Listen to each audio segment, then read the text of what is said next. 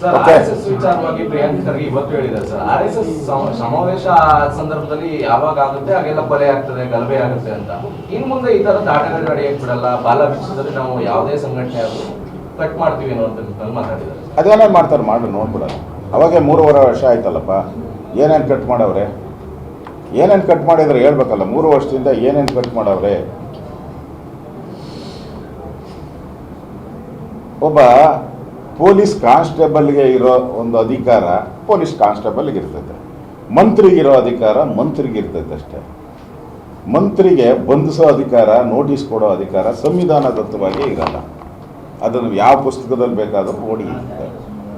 ಈಗ ಅವ್ರು 3.5 ವರ್ಷ ಇದ್ದಪ್ಪ, ಅವರು ಮಂತ್ರಿ ಆಗಿದ್ದರು, ಅವರಪ್ಪ ರಾಷ್ಟ್ರೀಯ ಅಧ್ಯಕ್ಷರು. RSS ಬಗ್ಗೆ ಕಾಮೆಂಟ್ ಮಾಡಿದಾಗ ಅದು ಆಫೀಸ್ ಇರೋದೆಲ್ಲಿ?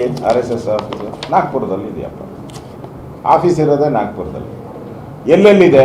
157 ದೇಶದಲ್ಲಿದೆ. 157 ದೇಶದಲ್ಲಿದೆಯಪ್ಪ. 157 ದೇಶದಲ್ಲಿ ಏನು ಪ್ರಾಬ್ಲಮ್ ಇಲ್ಲ. ಇಡೀ ನಮ್ಮ ದೇಶದಲ್ಲಿ ಏನು ಪ್ರಾಬ್ಲಮ್ ಇಲ್ಲ.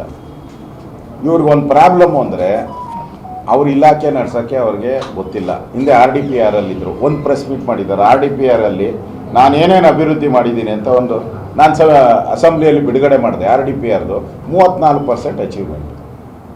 34% ಅಚೀವ್ ಅಂದರೆ ಅವ್ರಿಗೆ ಅಲಾಟ್ ಆಗಿದ್ದ ಹಣನ 34% ಅಷ್ಟೇ ಖರ್ಚು ಮಾಡಿದ್ರು.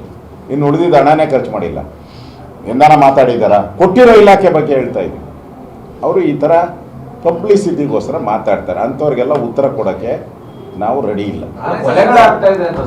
ಅವ್ರಿಗೆ ಕಾನೂನು ಪ್ರಕಾರ ಏನಾಯ್ತು ಮಾಡ್ಕೊಡ್ಲಿ. ಅಷ್ಟೇ, ಇನ್ನೇನು ಬೇರೆ ಏನಿದೆ? ಬೇರೆ ಏನಿದೆ? ಈಗ DK ಶಿವಕುಮಾರ್ ಯಾಕೆ ಮಾತಾಡಲ್ಲ? DK ಶಿವಕುಮಾರ್ ನಮಸ್ತೆ ಸದಾ ಸಲಹೆ ಮಾತೃಭೂಮಿ ಅಂತ ಅಸೆಂಬ್ಲಿಯಲ್ಲೂ ಹೇಳಿದ್ನಲ್ಲ.